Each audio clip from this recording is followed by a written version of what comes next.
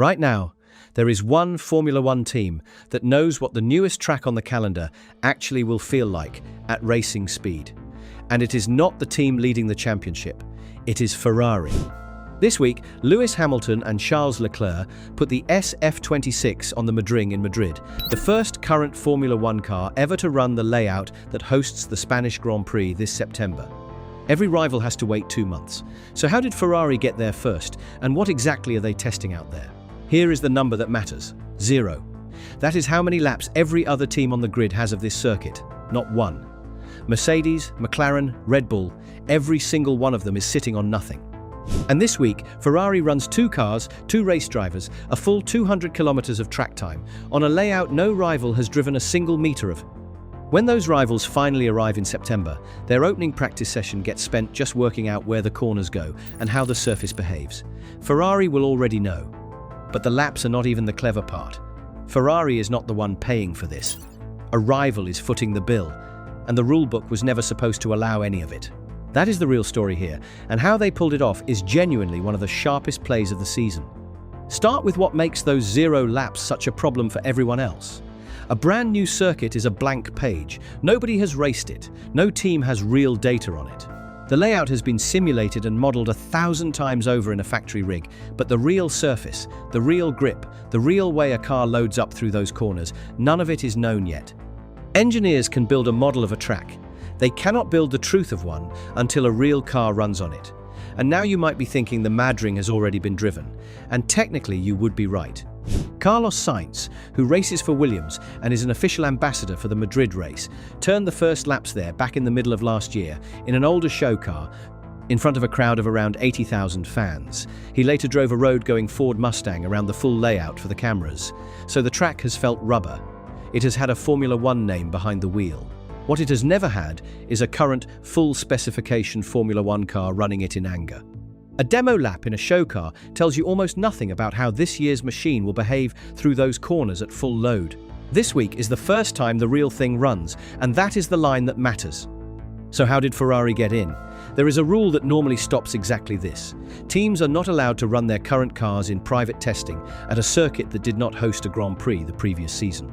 The Madrid has never hosted a race, so it should be completely off limits. And before you think there is an easy way around it, running an older car does not help either. That route, the one teams use for previous car running, is blocked at a brand new venue for the same reason. On paper, from every normal angle, Ferrari should not be able to drive this track at all. Except, a filming day is not classed as testing. It sits under a different article of the rules entirely, the promotional event clause, and that clause has its own separate limits. The car can cover up to 200 kilometers. It has to run on special demonstration tires made by Pirelli, not race rubber. And each team only gets 2 of these events across a whole season. Now here is the detail that shows how much Ferrari wants this. They have already used one. Their first filming day of the year happened back in April at Monza, where Leclerc shook down an updated version of the SF26 before the trip to Miami. That was the easy one, close to home, at a track the team knows better than any other. This Madrid run is their second and their last of the entire year. They are choosing to spend that final card on a circuit they have never seen, one they have to race on in the autumn. Teams do not burn their last filming day like that by accident.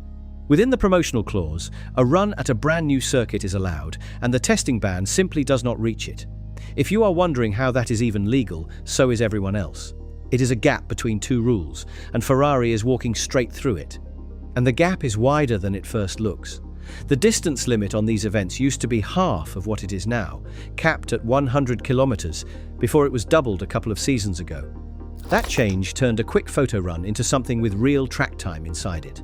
The same rule change quietly dropped the old requirement to tell everyone else you were even holding a demonstration event. So Ferrari can run a current car on a track no rival has driven, and they do not have to send round so much as a note about it. You would think someone would have closed that gap by now. Nobody did. That secrecy is worth sitting with for a second. In a paddock where teams photograph each other's cars through fences and pull apart each other's onboards, frame by frame, information is the whole currency. Every rival will eventually see that Ferrari ran. Of course, cameras will be there. That is the entire point of a filming day. But the footage is not the valuable part. The valuable part is everything the engineers pull off the car and the track, and that stays behind Ferrari's garage doors. The rivals get the highlight reel. Ferrari keeps the data. Then there is the money, which is the part that stings the rivals most of all. Formula One runs under a strict cost cap, a hard ceiling on what a team is allowed to spend across a season. Every euro is accounted for, right down to the small stuff. Flying 2 cars, 2 drivers, and a garage full of staff to Madrid for a full day is not cheap, and normally that bill would eat into a budget that is already stretched to its limit.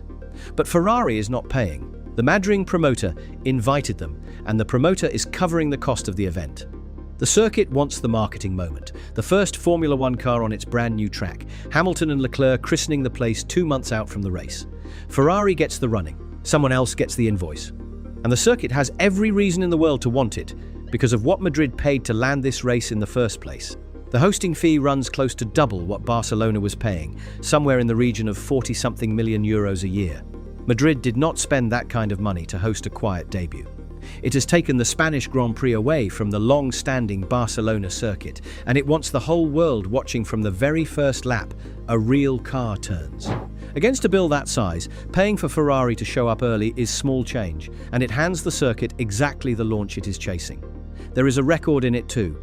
The first Formula One car to run a brand new Grand Prix venue is a moment a circuit can sell forever, the kind of image that ends up framed on a wall for decades.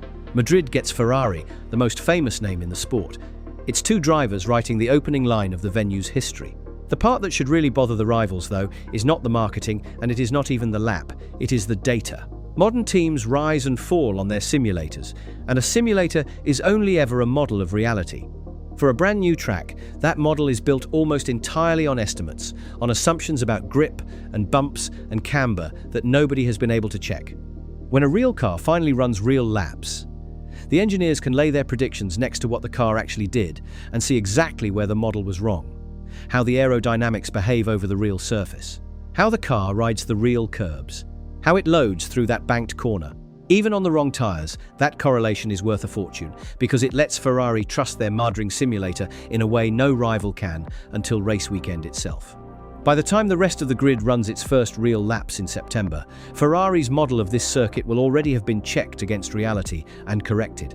Everyone else will still be trusting a guess. They are not just learning the track, they are calibrating the exact tool they will use to prepare for it. And a day like this is a working day, not 2 drivers doing donuts for the cameras.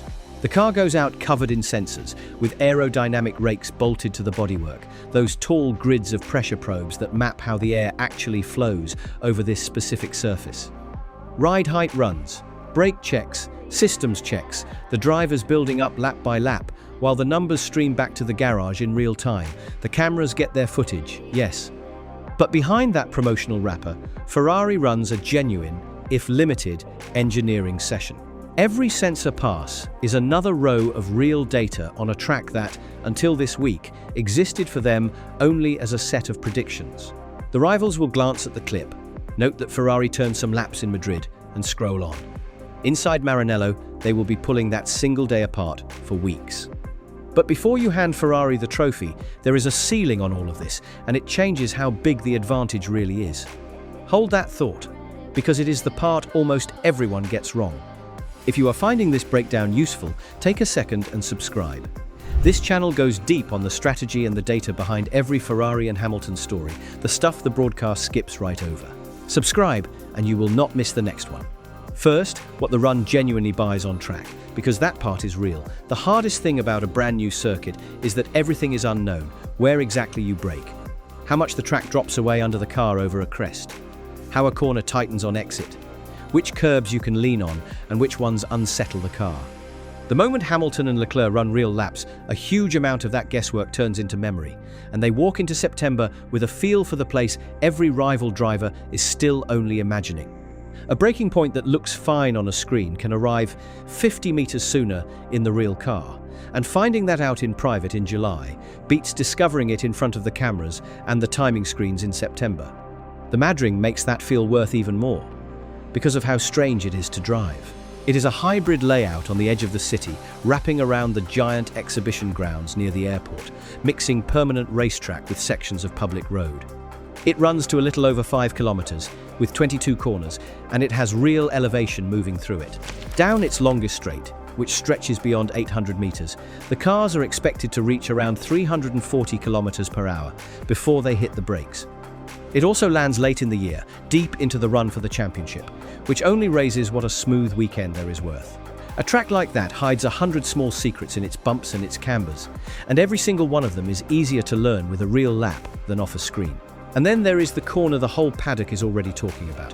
Turn 12, the one they call La Monumental, is banked at 24%. That is the steepest banking anywhere on the Formula One calendar.